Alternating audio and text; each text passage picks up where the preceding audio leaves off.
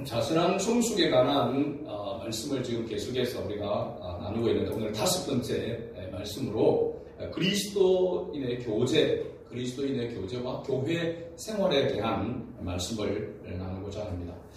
사도 바울을 비롯해서 사도들이 쓴 서신들, 편지들을 보면은 공통된 특징이 한 3가지 정도가 이렇게 있습니다. 첫 번째는 뭐냐면 교회 공동체에 소속된 그리스도인, 성도라고 하는 것을 강조합니다. 우리가 어떻게 해서 하나님의 은혜를 입었고, 하나님의 은혜를 입은 그리스도인은 바로 주님의 몸인 교회의 지체다라고 하는 것을 강조하고 있는 것을 봅니다. 그래서 교회 공동체, 주님의 몸인 교회 공동체에 소속되어 있는 지체다라고 하는 사실을 강조하고 있는 것이 모든 사도들의 편지, 서신들의 특징의 모습입니다. 두 번째는 교회의 지체인 그리스도인의 정체성을 강조하고 있습니다. 이건 뭐냐면 너희가 어떻게 그리스도인이 되었는지, 너희가 어떤 존재인지에 대해서 항상 그 정체성에 대해서 강조하고 있는 것을 봅니다. 굉장히 중요하죠. 내가 어떤 존재인지, 내가 무엇을 위해서 부름을 받았는지, 그렇게 되면, 이걸 깨닫게 되면 내가 어떤 존재인지를 알게 되면 내가 어떻게 살아야 되는지, 무엇을 위해서 살아야 되는지가 정해지게 되는 것입니다. 그래서 하나님께서 나를 부르신, 내가 어떻게 하나님께서 나를 부르셨고, 그 부르심을 받은 나는 어떤 존재인지를 알게 되어지면 내가 주님의 몸된 교회에서 예배를 드리고, 그리고 주님의 몸된 교회를 세워가는 일에 내가 지체로서 어떻게 해야 하는지에 대해서 알게 되는 것이죠. 마지막 3번째는 그러므로 교회에 지체된 그리스도인은 어떻게 생활해야 하는지에 대해서 강조하고 있습니다. 그러니까 믿음을 가지는 것 중요하고, 믿음을 가졌다라고 하는 것을 깨닫는 것도 중요하고, 그 다음에 이 믿음의 삶을 살아가는 것도 중요하다라고 하는 것이죠. 그래서 성경의 말씀은 보면은 우리에게 어떤 신앙이 관념적인 것, 머리나 생각 속에만 있는 신앙이 아니라 우리의 생활 속의 삶으로 나타나는 신앙이 되어야 된다라고 하는 것을 성경은 분명히 말씀해 주고 있습니다. 그래서 믿음이 있는 자는 반드시 믿음의 삶이 뒤따라야 된다는 사실입니다. 그 믿음의 삶을 살아가게 될 때에 나타나는 그 열매가 반드시 있어야 된다는 거죠. 그래서 그 열매로 그들을 알리라. 어떤 열매가 맺어지는지에 대해서 그것을 알게 된다는 것입니다. 어떤 목사님이 그렇게 비유하는 말씀을 들었습니다. 그리스도인은 나무로 본다면 관상용 나무가 아니라 과실수다라고 그렇게 과실수 같다고 했습니다. 관상수, 이렇게 보면은 납치나무나 이런 관상수는 사람들이 볼 때에 아름답고 멋진 그런 모습을 가지고 있고, 중요한 것은 이런 나무들은 굉장히 오랫동안 삽니다. 그런데 과실수는 보면 열매를 맺다 보니까 과실수는 100년을 넘어가는 과실수가 잘 없습니다. 그리고 보면 자기의 어떤 진액을 빼서 열매를 맺어서 헌신하기 때문에 오래 살지 못하고, 나중에 가서 보면은 말라 비틀어지거나 아니면은 그 속이 텅텅 비어지게 돼서 결국은 그렇게 죽게 되어집니다. 우리 그리스도인의 모습이 어떠해야 되는가? 라고 할 때에 우리 그리스도인의 모습은 사람들에게 오랫동안 보이고 화려하게 보이는, 그런 치장하는 그런 삶이 아닌, 다른 사람을 위해서 끊임없이 내어주는 그런 삶이 되어야 된다라고 하는 사실입니다. 그죠? 그래서 우리가 그리스도인으로서의 삶은 헌신하며 사랑을 실천하는 그런 삶이 되어서 끊임없이 남을 위해서 헌신하는 그런 삶이 되어야 된다라고 하는 것을 말해주고 있는 것이죠. 그래서 사도들의 모든 이 서신들의 특징들을 살펴보면 이 3가지로 요약이 되어지는데, 종합해 보면은 그리스도인은 하나님의 특별한 사랑을 입은 사람이다. 그리고 그 사랑을 입은 사람은 교회 공동체의 일원이 되어 있다, 소속되어져 있다라고 하는 것을 말하고 있고, 또 이러한 그리스도인은 교회 안에서와 세상에서 어떻게 살아가야 하는지를 강조하고 있는 것이 바로 신약의 모든 사도들의 편지, 서신서들의 공통된 바로 강조하는 그런 내용이다라고 하는 것을 알 수가 있습니다. 오늘 우리가 살펴볼 말씀은 사도 요한의 서신입니다. 사도 요한. 사도 요한은 이 요한 1, 2, 3서 외에도 사도 요한이 기록한 편지가 있죠. 그러면 요한복음입니다. 대표적으로 보면 요한복음이 있고, 그 다음에 성경의 맨 마지막 성경인 요한계시록을 기록한 사람이 바로 사도 요한입니다. 그리고 오늘 요한 1, 2, 3서를 기록한 사람이 바로 사도 요한입니다. 요한계시록은 우리가 알듯이 요한계시록은 추후 95년경에 그 로마 통치 아래 그 당시 도미티안 황제의 그런 아주 핍박이 강한 그 시대 속에서 사도 요한이 유배를 가게 됩니다. 그래서 밤모습이라는 곳으로 유배가서 거기에서 환상에서 하나님의 말씀을 받아서 기록한 것이 바로 요한계시록이죠. 요한계시록은 지금도 성취되어져가는 과정 가운데 있습니다. 하나님의 말씀은 약속의 말씀이죠.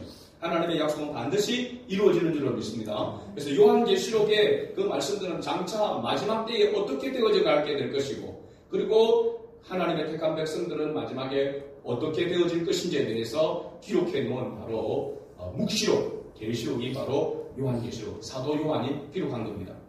그러면 요한 1, 2, 3서는 언제 기록하는가? 특별히 요한 2서와 요한 3서는 한 장으로 이렇게 되어 있습니다. 짧은 서신들인데 바로 사도 요한이 밤모습으로 유배되기 전에 AD 추후 95년 그 이전에 90년에서 95년 그 사이에 이 서신서를 기록했다라고 이렇게 봅니다.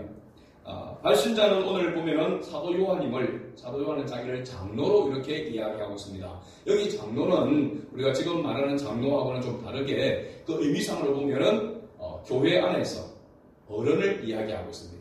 장로를 엘드라고 이렇게 이야기하거든. 엘드, 어른, 지도자라고 하는 그런 의미가 있고요. 교회의 지도자라고 하는 그런 의미도 담겨져 있습니다. 그리고 수신자, 편지를 받는 사람은 누굽니까? 가이오라라고 하는 사람입니다. 이 가이오라라는 이름은 그 당시에 굉장히 흔한 그런 이름이다라고 이렇게 이야기합니다. 이 인물이 어디 출신인지에 대해서 구체적으로 언급하고 있지는 않지만은 이 사도 요한과 굉장히 친밀한 그런 관계에 있었던 인물로 이렇게 보입니다. 아마도 사도 요한을 통하여서 복음을 받고 사도 요한의 제자와 같은, 그래서 교회를 세워가는 그 일에 있어서 굉장히 중심적인 그런 역할을 한 그런 인물이 바로 이 가이오다라고 이렇게 봅니다. 1절을 보시면 사도 요한은 가이오를 향해서 참으로 사랑하는 자에게 편지한다라고 이렇게 말하고 있습니다. 그리고 2절과 5절과 11절에도 보면 사랑하는 자여라고 그렇게 말합니다. 이 사랑의 사도라고 하는 별명이 이 사도 요한이 가지고 있는 별명입니다. 그래서 사도 요한의 서신서들을 보게 되면 사랑이라고 하는 단어가 유독히 많이 그렇게 들어가 있는 것을 봅니다. 원래 사도 이 요한의 별명은 우레였습니다. 우레. 천둥 번개 치는 성격이 불같은 그런 사람이었는데 그가 하나님의 은혜로 변화되어졌기 때문에 사랑의 사도가 되어진 것입니다. 이 사랑의 사도, 그래서 사랑이라고 하는 단어를 매우 많이 사용하게 되는데 이 가이오를 향해서 사랑하는 자여라고 이렇게 말합니다. 그리고 보면은 사도 요한에게 있어서 이 가이오는 굉장히 소중하고 어떤 그런 존재적인 그런 가치가 매우 높은 그런 관계에 있는 사람이다라고 이렇게 말할 수 있습니다. 목회자와 우리 성도의 관계도 이런 사랑의 관계가 되어야 될 줄로 믿습니다. 정말 사랑하는 집사님, 사랑하는 목사님 이렇게 되어져야 되는 관계가 맞는 것이고, 성도와 성도의 관계 속에도 사랑하는 집사님, 사랑하는 성도님 관계 속에서도 이 사랑의 관계가 있어야 될 줄로 믿습니다.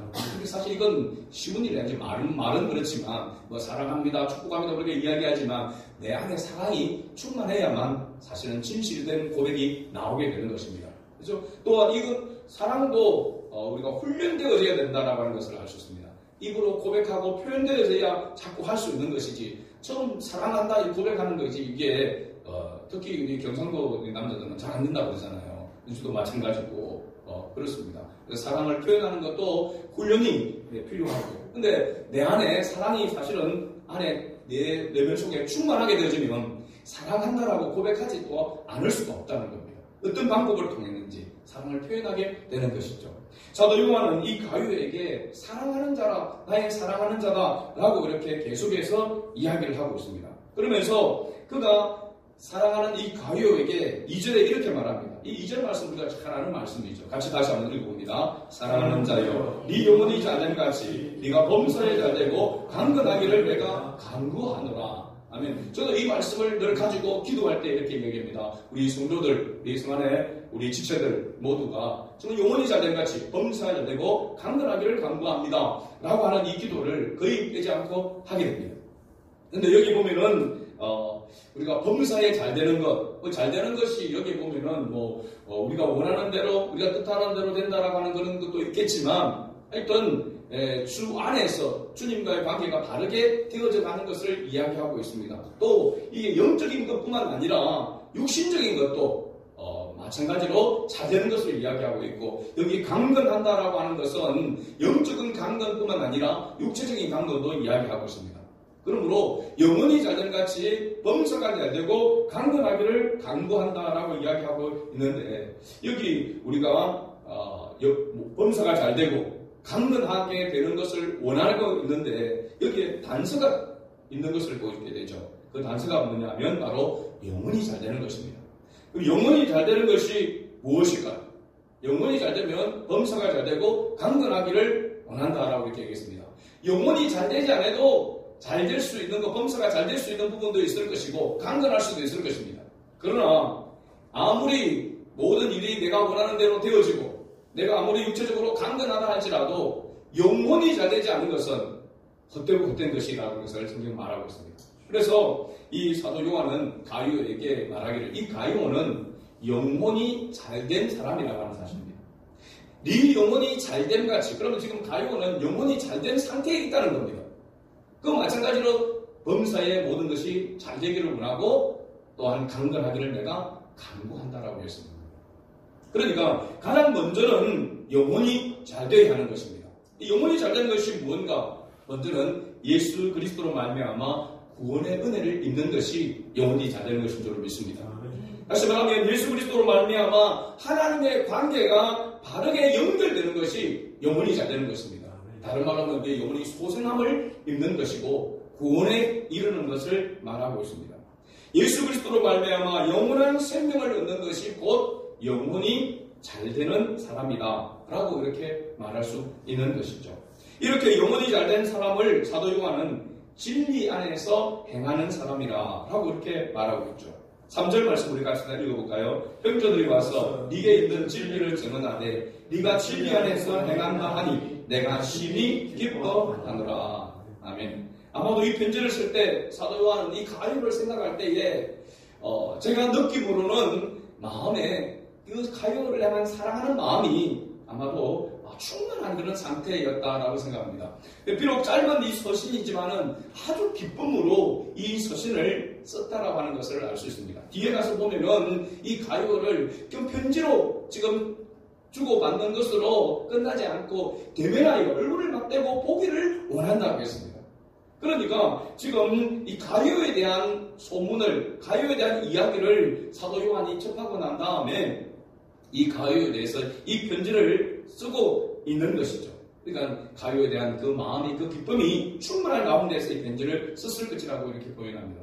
그래서 3절에서 내가 심히 기뻐하노라 말하고 있고 4절에도 보면 내가 내 자녀들이 진리 안에서 행한다 함을 듣는 것보다 더 기쁜 일이 없도다 라고 이렇게 말하고 있는 것이죠. 그러니까 가룟가 얼마나 이 사도 요한에게 있어서 사랑스러운지, 그 사랑스러운 것이 보니까 영혼이 잘된 그 모습 때문에 그렇고, 그 영혼이 잘됐다라고 하는 것을 무엇을 통해서 알 수 있는가 보면은 진리 안에서 행하는 것을 통해서, 진리 안에서 행하는 그 모습, 그 삶이 바로 지금 사도 요한에게는 기쁨이다 라고 그렇게 말하고 있습니다. 여러분, 그리스도인이 되고 그리스도인으로 진리 안에서 살아가는 것을 보는 것이 얼마나 큰 기쁨인지, 이건요 목회자인 저도 알 수 있는 것입니다. 느낄 수 있는 것입니다. 성도들이 하나님의 말씀을 듣고 변화되어지고 믿음에 성숙하는 그런 모습을 보는 것은 목회자에게 가장 보람된 일인 것입니다. 목회를 하는 일에서 힘을 얻을 수 있고 가장 보람되는 것입니다. 목회자들이 힘이 빠지는 그 이유는 어디에 있느냐면 아무리 많은 설교를 하고 해도 가르쳐도 변화되지 않는 모습을 볼 때에 낙심하게 되는 것이고 힘을 잃게 되는 것이고 그 보람이 없는 것입니다. 그래서 그리스도인이 우리 성도가 하나님의 말씀을 듣고 그 말씀을 깨닫고 그 말씀 가운데 순종하며 나아감으로 믿음의 성숙함을 이루어가는 그 모습이 목회자에게 그 하나님께는 큰 기쁨과 영광이 된다라고 하는 것을 알 수 있는 것이죠. 지금 사도 요한은 그러기에 이 가을을 볼 때에 그가 힘들고 어려운 가운데 있다 할지라도 지금 큰 위로가 되어지게 되고 보람을 느끼고 있고 기쁨을 누리고 있다라고 하는 것을 느낄 수가 있는 것입니다.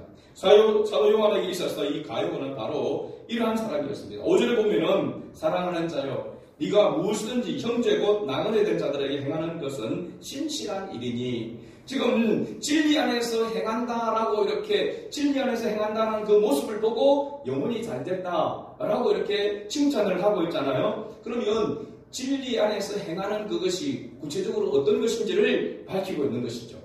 그것은 바로 형제 곧 나그네들을 지금 나그네들에게 행하는 신실한 그 일을 말하고 있습니다. 여기 그러면 나그네 형제는 누구를 말하는가? 라고 보면 바로 복음 전도자입니다. 복음 전도자. 오늘날은 선교사들이라 말할 수 있고 전도하는 전도자들이라고 말할 수 있습니다. 주의 복음을 위해서 일하는 자를 돕는 것이 신실한 일이라고 사도 요한은 말하고 있습니다. 당시 복음 전도자들은 물질적인 그런 어떤 아무런 도움을 받지 못하면서 스스로 헌신했기 때문에 그들을 그 전도자들을 영접하고 먹을 것을 주고 대접하는 그 일을 돕는 일은 아주 신실한 일입니다. 정말 믿음의 일이다 라고 그렇게 이야기를 하고 있는 것이죠.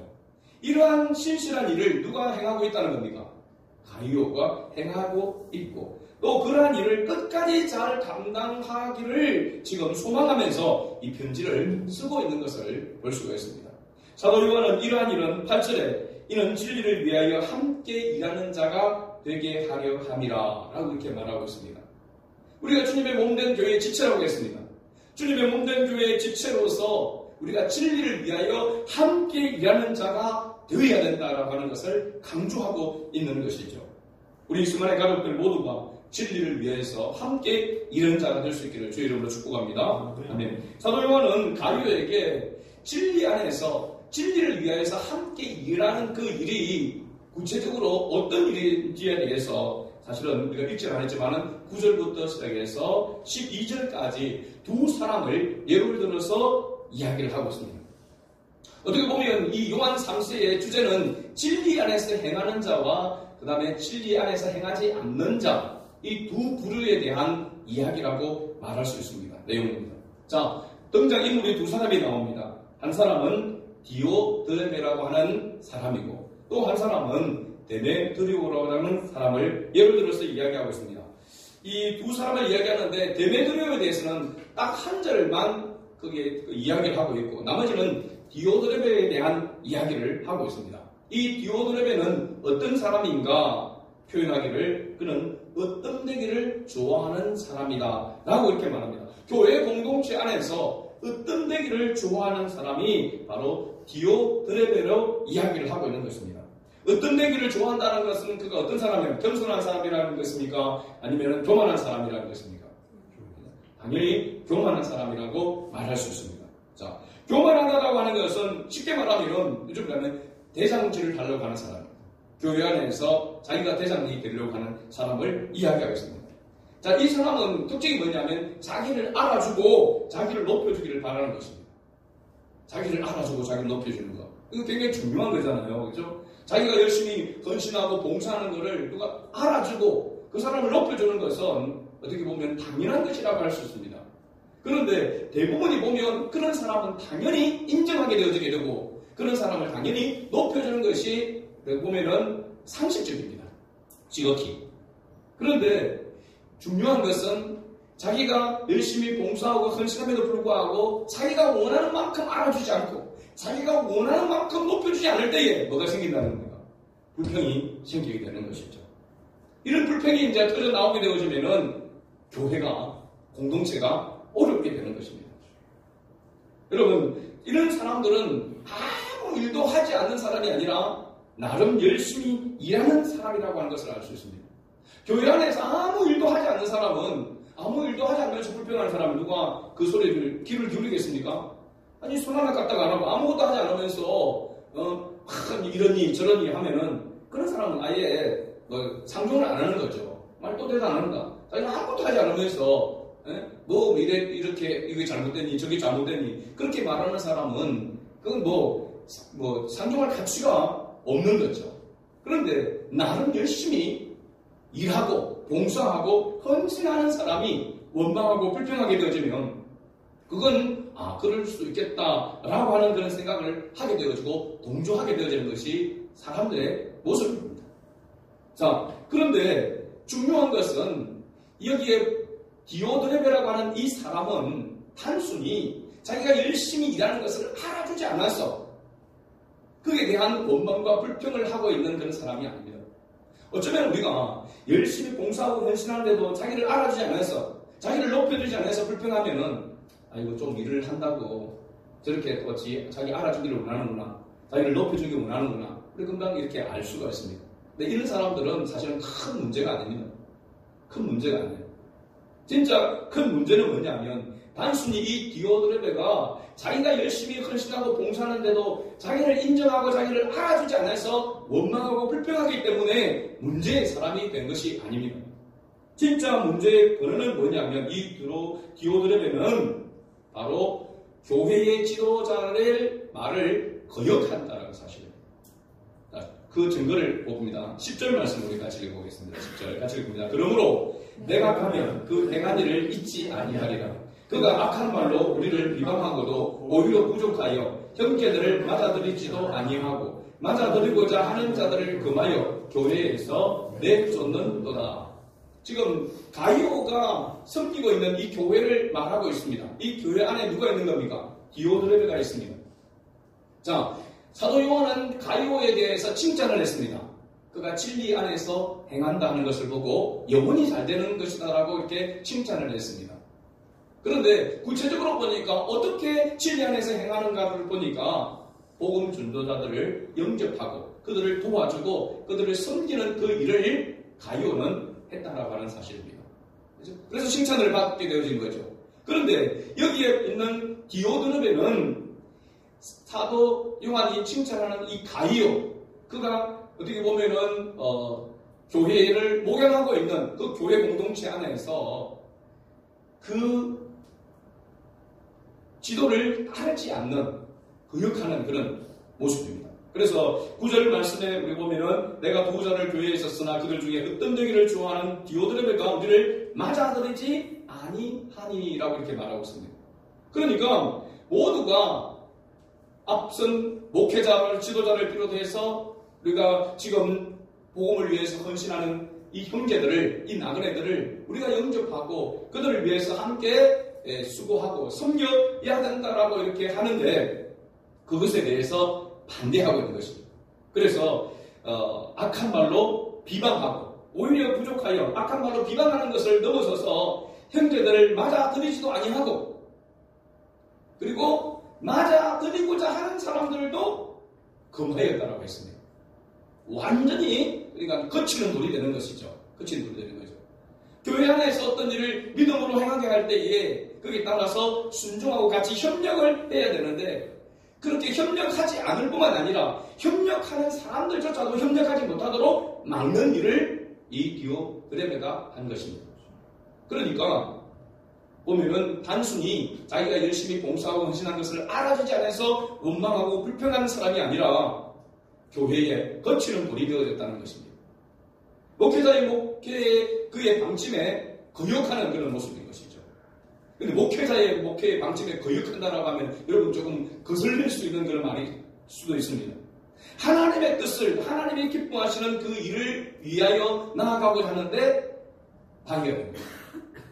이런 사람의 모습이 뭘까요? 내가 원하는 스타일은 그게 아니다라고 하는 거예요. 나는 교회를 세우기 위해서 교회를 세워가는 일에 나는 그 스타일에, 목사님의 스타일에 앞에선 지도자의 스타일에 나는 맞지 않습니다. 그러면 맞지 않는 것으로 생각하고 가만히 있으면 됩니다. 그렇게 됐는데 그렇지 않고 그 방침에 따라서 함께 협력하여 나아가는 사람들을 쫓아도 협력하지 못하도록 방해한다는 것입니다. 그렇기 때문에 이 무서운 존재가 되는 것이고 교회를 심히 어지럽히는 존재가 된다라고 하는 사실입니다. 그러니까 사도 요한이 내가 가면 그 행한 일을 잊지 아니하리라. 이렇게 행한 디오드레베에 대해서 반드시 징계하겠다라고 그렇게 말하고 있습니다. 자, 그런데 이 디오드레베가 이에 대적하여 반대했는데 오히려 그와 반대로 데오드리오라는 사람이 데메드리오라고 하는 사람, 이게 자꾸 헷갈리더라고요. 이게 시험도 나옵니다. 자주. 요한 3세는 성경 시험에 나오면은 디오드레베와 데메드리오 누가 순종한 사람인지 헷갈리는 겁니다. 데메드리오, 디오드레베 비슷한 게 있는데 제가 나름대로 제가 구분을 하는 걸 생각했습니다. 디오드레베, 드러버 그 다음에 데메드리오, 안으로 드리오. 드리오 하면 착한 사람, 협조하는 사람이고 드레베 하면은 드러버, 방해하는 사람이고 이렇게 하니까 안 잊어버리겠더라고요. 보니까. 근데 용어 자체가 발음하기도 쉽지 않습니다. 그죠? 디오드레베가 있고 그 다음에 데메드리오가 있습니다. 데메드리오에 대하여서 언급을 하고 있는데 12절 말씀에 딱 한 절에 대해서 이야기하고 있습니다. 같이 읽어봅니다. 데메드리오는 누구 사람에게도 진리에게서도 증거를 받았으며 우리도 증언하노니 너는 우리의 증언이 참된 줄을 아느니라. 아멘. 데메드리오가 구체적으로 어떻게 했는지는 모르겠지만 이 데메드리오는 무사람이에요. 여기 무사람은 어떤 사람입니까? 교회 밖의 사람을 말합니다. 이방인들이라고 할 수 있죠. 교회 밖의 사람들에게도 교회 안의 사람들에게도 인정을 받았다라고 하는 사실입니다. 그죠? 증거를 받았으면 확실한 믿음의 사람이라고 하는 증거를 받았으면 우리도 증언하노니 사도 요한도 인정했다고 했습니다. 너는 우리의 증언이 참된 줄을 아느냐 이렇게 말하고 있습니다. 그렇죠? 데메드리오는 어떤 사람인가? 라고 한다면은 그 주님의 일에, 주님의 몸을 세워가는 그 일에 함께 동참한 사람이었다는 사실입니다. 협력하는 사람이었다는 겁니다. 그러니까 교회 밖의 사람들에게도 교회 안의 사람들에게도 인정을 받는 사람. 여러분 우리 그리스도인의 모형이 아니겠습니까? 우리 그리스도인이 본받아야 될 모델이 아니겠습니까? 우리 교회 밖의 사람들에게도 인정받고 교회 안의 사람들에게도 인정받는 사람이 되어야 될 줄로 믿습니다. 어떤 사람들은 교회 안에서는 인정받는데 교회 밖에서는 인정받지 못한 사람들이 있습니다. 또 어떤 사람은 교회 밖에서는 인정을 받는데 교회 안에서 인정받지 못한 사람들이 있습니다. 다 별로 바람직하지 않습니다. 교회 밖에서도 인정받고 교회 안에서도 인정받는 자가 되어야 합니다. 그런 사람은 어떤 사람인가? 믿음의 사람이라고 하는 사실입니다. 신실한 일에 쓰임을 받는 사람이라고 하는 사실입니다. 매우 중요합니다, 여러분. 우리가 때로는 어떤 부분에 있어서는 교회 밖의 사람들에게까지 인정을 받으려고 하면 상당한 시간이 걸릴 수도 있습니다. 처음에는 오해를 받을 수도 있고 미움을 받을 수도 있고 때로는 왕따도 당할 수도 있습니다. 그러나 그가 믿음의 신실함으로 나아가게 되어지면 반드시 교회 밖의 사람들에게도 인정을 받게 되는 것입니다. 교회 안에서 인정을 받지 못한다고 한다면 어찌 교회 밖에서 인정을 받는다 할지라도 그를 믿음의 사람이라고 말할 수 있겠습니까? 교회 안에서도 인정받고 교회 밖에서도 인정을 받아야 되는데 저는 먼저는 교회 안에서 인정을 받아야 교회 밖에서도 인정을 받는 사람이 되는 줄로 믿습니다. 이게 바로 영혼이 자전같이 범사에 잘되고 강건해지는 어떤 영적인 원리라고 이렇게 말할 수가 있는 것이죠. 사도 요한은 사랑하는 가요를 비롯해서 데메드리오를 속히 보기를 바라고 만나서 서로 얼굴을 보면서 얘기하기를 원한다라고 마지막 부분에 그렇게 기록하고 있습니다. 오늘 우리 주님의 몸된 교회를 세워가기 위해서는 가장 먼저 우리의 영혼이 잘 돼야 될 줄로 믿습니다. 우리의 영혼이, 내 영혼이 잘 돼야 될 줄로 믿습니다. 내 영혼이 잘 되기 위해서는 너는 그리스도로 말미암아 내가 하나님의 자녀가 되었다는 사실을 항상 인식해야 되고, 내 안에 그리낌이 생길 때마다, 죄를 범했을 때마다 반드시 그리스도 앞에 나아가서 죄를 회개해야 합니다. 주님과의 관계가 바르게 되어야만이 내가 주 안에 있음을, 내 영혼이 잘된 사람임을 깨닫게 되어지는 것이고 확신하게 되는 것입니다. 그리고 진리를 위하여 함께 일하는 그리스도인이 되어야 됩니다. 주님이 원하시는 일이라면 내 뜻과 내 생각, 내 스타일에 맞지 않는다 할지라도 이것이 주님이 원하시고 주님의 몸된 교회를 위한 것이라면 우리는 함께 신실한 이 일에 참여하는 자가 되어야 하는 것입니다. 또한 겸손히 선을 행하는 그리스도인 되어야 누구에게나 교회 안에서나 교회 밖에서나 인정받는 그리스도인이 되어야 합니다. 우리 이승환의 가족들 모두가 이러한 정말로 신실한, 칭찬받는, 하나님께 기쁨이 되어지고 목회자의 기쁨이 되어지고 서로에게 기쁨이 되어주는 그런 성숙한 그리스도인으로 세워질 수 있기를 주의 이름으로 축복합니다. 아멘.